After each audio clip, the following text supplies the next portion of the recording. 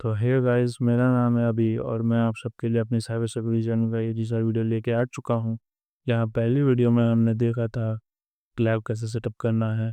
अब इस वीडियो में हम सीखेंगे कि हमें उस लैब में टर्मिनल के साथ कैसे इंटरेक्ट करना है, कैसे लिनक्स के कमांड इसमें रन करने हैं। तो आइए हम डायरेक्टली चलते हैं अपने टर्मिनल पे और देखते हैं कि हमें कौन कौन से कमांड्स जो ना डेली यूज़ में काम आएंगे और हम उनका यूज़ करेंगे। जो सबसे पहला कमांड है वो है हमारा sudo at update and at upgrade command.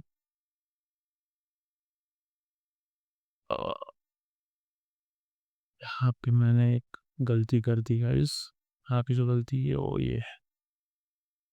तो गाइस इस कमांड से जो है हमारा जो सिस्टम जो है वो एक बार अपडेट और अपग्रेड हो जाएगा, जिसमें सारी फाइल्स और मॉड्यूल्स एक बार अपने आप अपडेट और अपग्रेड हो जाएंगे इस कमांड की मदद से। जिसमें ये जो है सूडो कमांड हमको प्रिविलेज देता है सारी फाइल्स को अपडेट और अपग्रेड करने के लिए। और इसमें जो ये एपीटी है इसको हम कहते हैं एडवांस पैकेजिंग टूल, जिसकी मदद से हम अपने काली मशीन में या डेबियन बेस्ड कोई भी मशीन में हम इसकी मदद से कोई भी फाइल को डाउनलोड कर सकते हैं। और जो ये एंड एंड जो है वो इसका जो काम होता है वो ये होता है कि हमारा जो पहले कमांड जो है ये ऐप अपडेट एग्जीक्यूट होने के बाद ये वाला जो ऐप अपग्रेड कमांड है ये उसके बाद नेक्स्ट अपने आप ही एग्जीक्यूट हो जाएगा। हमें दोबारा टाइप करने की ज़रूरत पड़ेगी नहीं। यहाँ पे ये हाइफन वाई का जो हम यूज़ करते हैं वो है इसको परमिशन देने के लिए कि हम आगे कोई परमिशन नहीं मांगेगा। यस इसका मतलब होता है यस, जिससे कि हमारे ये पूछेगा कि आपको ये अब सिस्टम अपडेट करना है या अपग्रेड करना है, तो ये डायरेक्टली अपग्रेड कर लेगा, आपसे दोबारा ये परमिशन नहीं लेगा। इसका बस इतना ही काम होता है। अब जो दूसरा कमांड है वो हम देखेंगे PWD। PWD का जो काम होता है ना गाइस वो होता है प्रिंट वर्किंग डायरेक्टरी। मतलब अभी जिस डायरेक्टरी में आप हो करेंटली उस डायरेक्टरी को ये शो करता है।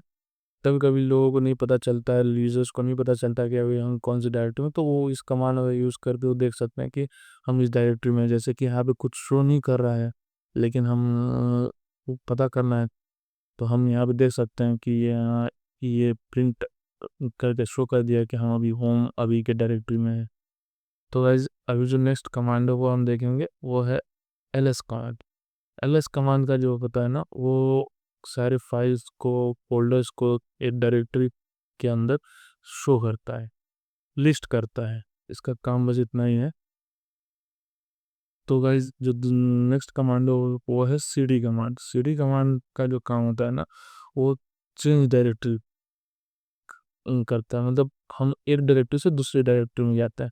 अभी जैसे कि मैं आपको फिर से दिखा देता हूँ कि अ, हम पहले होम अभी में थे। अब जो है हमारे जो ये प्रिंट होके आ रहा है वो होम अभी डेस्कटॉप है।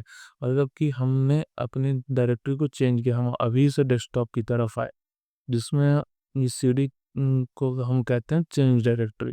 इसका बस इतना ही काम है कि हमको ये एक डायरेक्टरी से दूसरी डायरेक्टरी में लेके जाता है।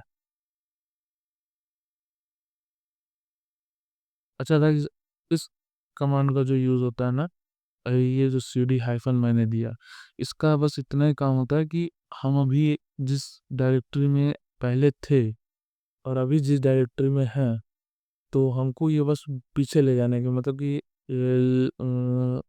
पहले जिस डायरेक्टरी में था हमको बस ये उस डायरेक्टरी में पीछे लेके जाता है।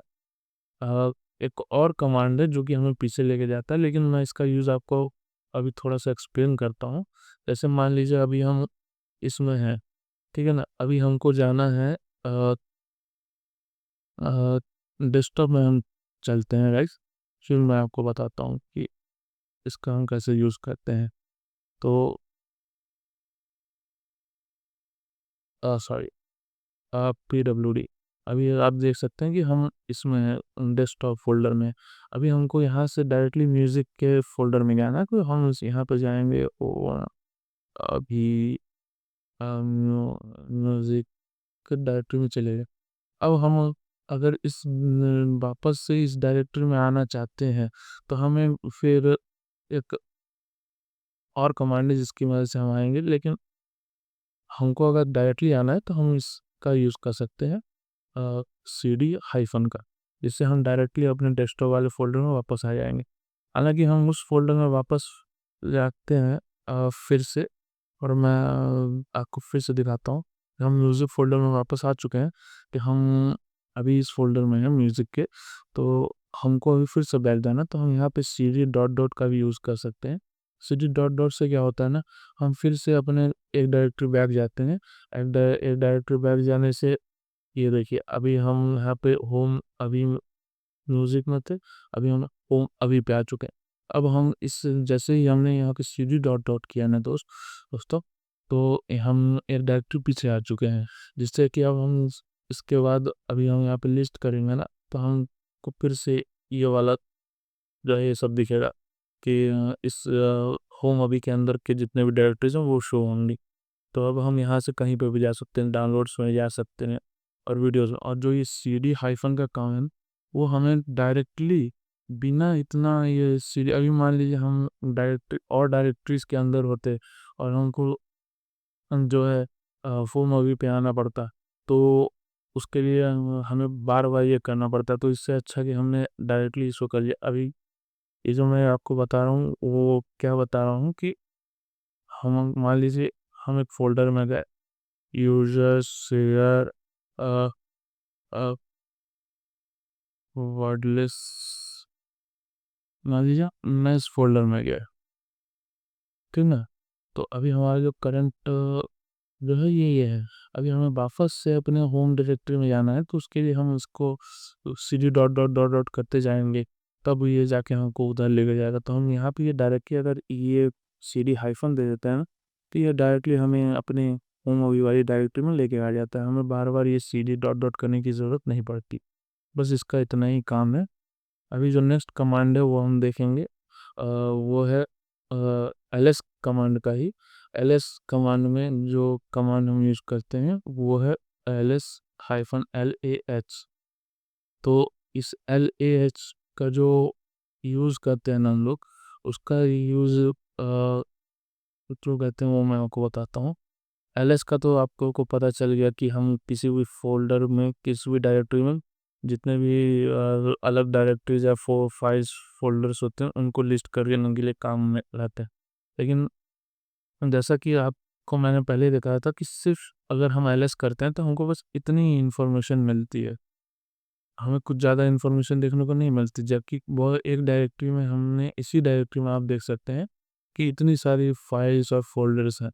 तो इन सब को देखने के लिए हमें इस कमांड का यूज़ करना है।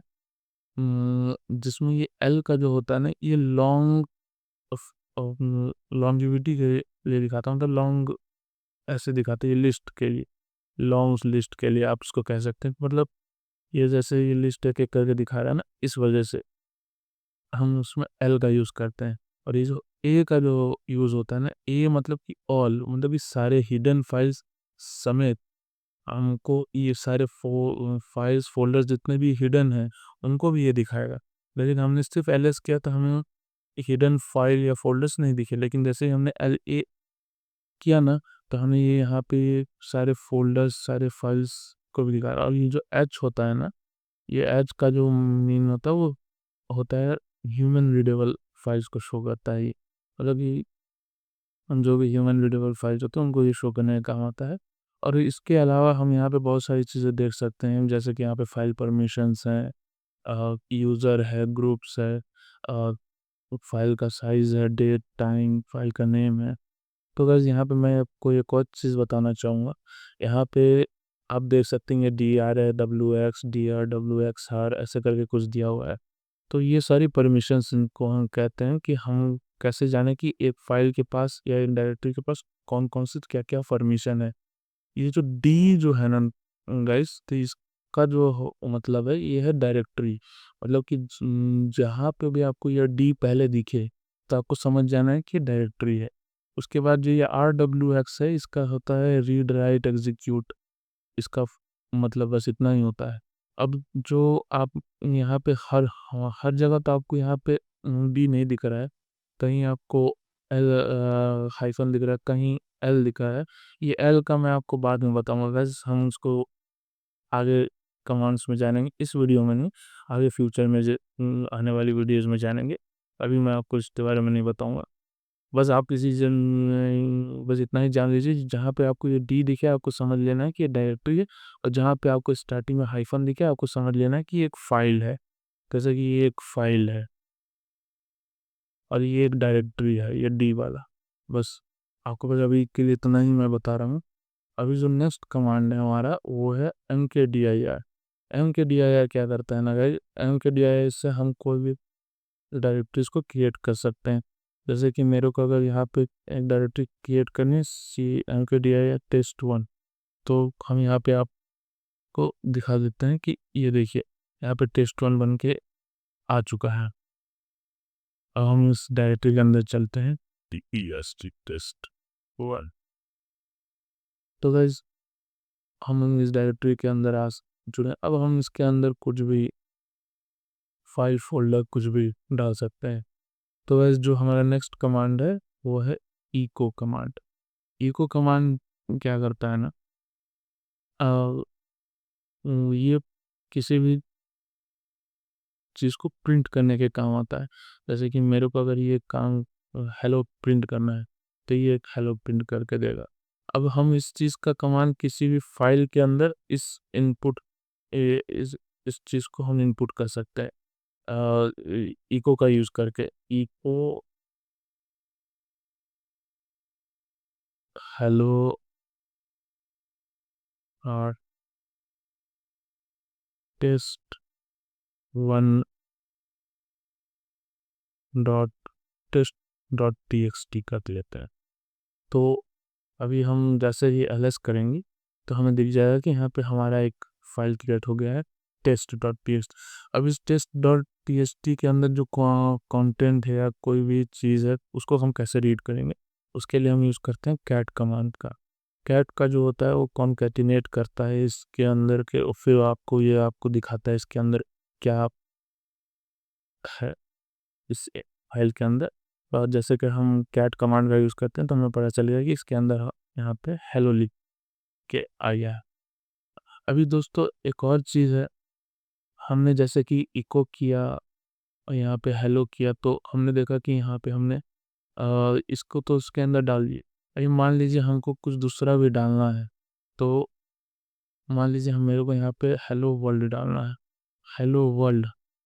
तो अगर हम ऐसा करते हैं तो हम यहाँ पे देखते हैं कि हमारा जो पहले जो हेलो था वो हट के अब हेलो वर्ल्ड हो चुका है।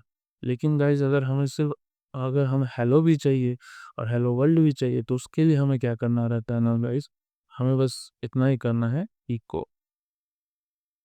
हेलो वर्ल्ड तो हमने किया ही था, अब हम एक और ये साइन लगा देंगे और यहाँ पे हेलो लिख देंगे। अब फिर से हम जब देखेंगे ना राइट, तो हम देखेंगे यहाँ पे हेलो वर्ल्ड भी आ गया है, हेलो भी आ गया है। इसका काम क्या होता है ना, ये जो है ये आपके एक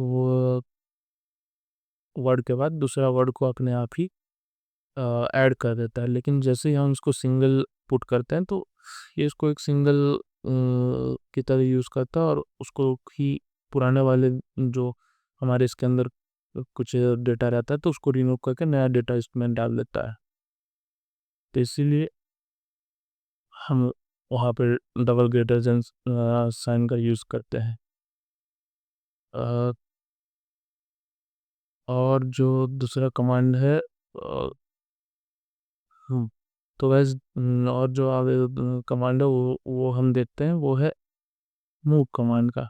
अभी हमने जैसे कि यहाँ पे देखा कि यहाँ पे test1 है, test.txt है। अभी हमको ये जो डायरेक्टरी है इसकी ये है test1, ठीक ना। तो हमें अब ये चाहिए हमको डेस्कटॉप में, तो इसके लिए हम यहाँ पे मूव का यूज़ कर सकते हैं। मूव कमांड का यूज़ करते हैं, move desktop dot T X T to